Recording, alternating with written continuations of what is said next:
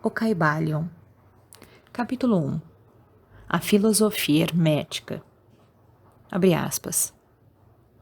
Os lábios da sabedoria estão fechados, exceto aos ouvidos do entendimento.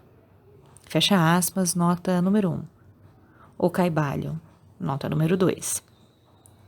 Do Velho Egito saíram os preceitos fundamentais esotéricos e ocultos, que tão fortemente têm influenciado as filosofias de todas as raças, nações e povos, por vários milhares de anos.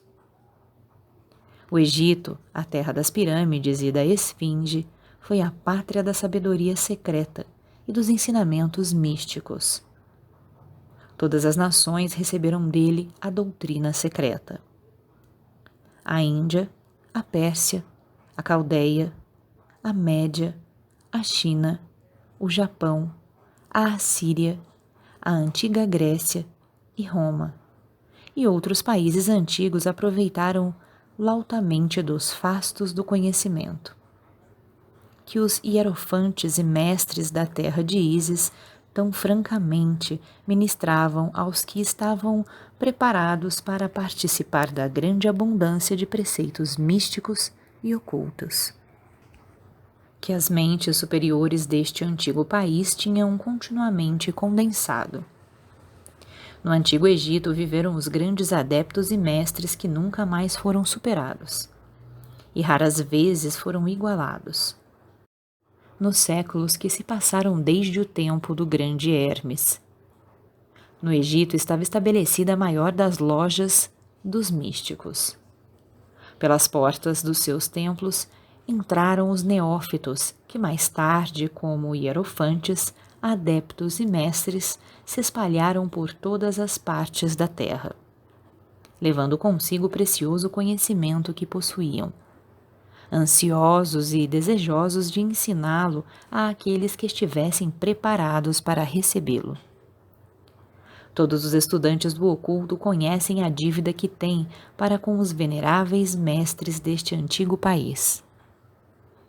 Mas entre estes grandes mestres do Antigo Egito, existiu um que eles proclamavam como mestre dos mestres. Este homem, se é que foi verdadeiramente um homem, viveu no Egito na mais remota antiguidade. Ele foi conhecido sob o nome de Hermes Trismegisto. Nota número 3. Foi o pai da ciência oculta, o fundador da astrologia, o descobridor da alquimia. Os detalhes da sua vida se perderam devido ao imenso espaço de tempo, que é de milhares de anos. E apesar de muitos países antigos disputarem entre si a honra de ter sido a sua pátria, a data da sua existência no Egito, na sua última encarnação neste planeta, não é conhecida agora. Nota número 4. Mas foi fixada nos primeiros tempos das mais remotas dinastias do Egito, muito antes do tempo de Moisés. As melhores autoridades consideraram-no como contemporâneo de Abraão, e algumas tradições judaicas dizem claramente que Abraão adquiriu uma parte do seu conhecimento místico do próprio Hermes. Depois de ter passado muitos anos da sua partida deste plano de existência, a tradição afirma que viveu 300 anos. Os egípcios deificaram Hermes e fizeram dele um dos seus deuses sob o nome de Tote. Anos depois, os povos da antiga Grécia também o deificaram com o nome de Hermes, o deus da sabedoria. Os egípcios reverenciaram por muitos séculos a sua memória, denominando-o o mensageiro dos deuses, e ajuntando-lhe como distintivo o seu antigo título Trismegisto, que significa o 3 vezes grande, o grande entre os grandes. Em todos os países antigos, o nome de Hermes Trismegisto foi reverenciado, sendo esse nome considerado como sinônimo de fonte de sabedoria. Ainda em nossos dias empregamos o termo hermético no sentido de secreto, fechado de tal maneira que nada escapa, etc. Pela razão que os discípulos de Hermes sempre observaram o princípio do segredo nos seus preceitos. Eles ignoravam aquele não lançar as pérolas aos porcos, mas conservavam o preceito de dar leite às crianças e carne aos homens feitos. Máximas que são familiares a todos os leitores das escrituras cristãs, mas que já eram usadas pelos egípcios muitos séculos antes da era cristã. Os preceitos herméticos estão espalhados em todos os países e em todas as religiões, mas não pertencem a nenhuma seita religiosa particular. Isto acontece por causa das advertências feitas pelos antigos instrutores, com o fim de evitar que a doutrina secreta fosse cristalizada em um credo. A sabedoria desta precaução é clara para todos os estudantes de história. O antigo ocultismo da Índia e da Pérsia degenerou-se e perdeu-se completamente, porque os seus instrutores tornaram-se padres e misturaram a teologia com a filosofia, vindo a ser, por consequência, o ocultismo da Índia e da Pérsia, gradualmente perdido no meio das massas de religiões, superstições, cultos, credos e deuses. O mesmo aconteceu com a antiga Grécia e Roma, e também com os preceitos herméticos dos gnósticos e cristãos primitivos, que se perderam no tempo de Constantino, e que sufocaram a filosofia com o manto da teologia, fazendo assim a Igreja perder aquilo que era a sua verdadeira essência e espírito, e andar às cegas durante vários séculos, antes de tomar o seu verdadeiro caminho. Porque todos os bons observadores deste 20º século dizem que a Igreja está lutando para voltar aos seus antigos ensinamentos místicos. Apesar de tudo isso, sempre existiram algumas almas fiéis que mantiveram viva a chama, alimentando-a cuidadosamente e não deixando a sua luz se extinguir. E graças a estes firmes corações e intrépidas mentes, temos ainda conosco a verdade. Mas a maior parte desta não se acha nos livros. Tem sido transmitida de mestre a discípulo, de iniciado a hierofante, dos lábios aos ouvidos. Ainda que esteja escrita em toda parte, foi propositavelmente velada com termos de alquimia e astrologia, de modo que só os que possuem a chave podem a ler bem. Isto era necessário para evitar as perseguições dos teólogos da Idade Média, que combatiam a doutrina secreta a ferro, fogo, pelourinho, forca e cruz.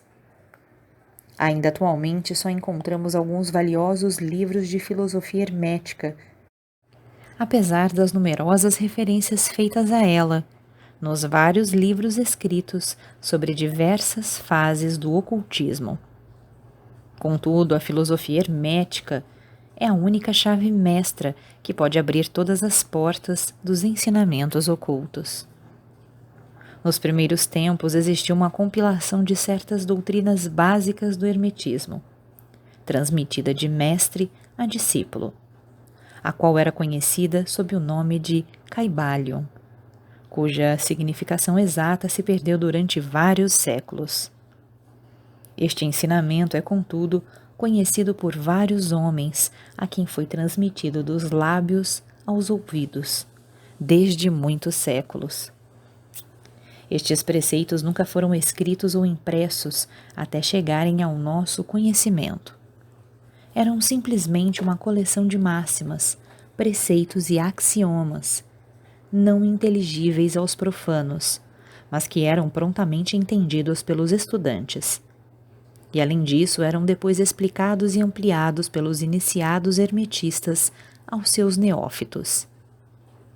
Estes preceitos constituíam realmente os princípios básicos da arte da alquimia hermética, que, contrariamente ao que geralmente se crê, baseia-se no domínio das forças mentais, em vez de no domínio dos elementos materiais, na transmutação das vibrações mentais em outras, em vez de na mudança de uma espécie de metal em outra. As lendas da pedra filosofal, que transformava qualquer metal em ouro, eram alegorias da filosofia hermética, perfeitamente entendidas por todos os estudantes do verdadeiro hermetismo. Neste livro, cuja primeira lição é esta, convidamos os estudantes a examinar os preceitos herméticos, tal como são expostos no Kybalion, e explicados por nós, humildes estudantes desses preceitos, que apesar de termos o título de iniciados, somos simples estudantes aos pés de Hermes, o mestre. Nós lhe oferecemos muitos axiomas, máximas e preceitos do Kybalion, acompanhados de explicações e comentários, que queremos servir para tornar os seus preceitos mais compreensíveis ao estudante moderno, principalmente porque o texto original é velado de propósito, com termos obscuros. As máximas, os axiomas e preceitos originais do Kybalion são impressos em tipo diferente do tipo geral da nossa obra. Esperamos que os estudantes a quem oferecemos esta obra possam tirar muito proveito do estudo das suas páginas, como tiraram outros que passaram antes pelo caminho do adeptado, nos séculos decorridos desde o tempo de Hermes Trismegisto, o mestre dos mestres, o 3 vezes grande.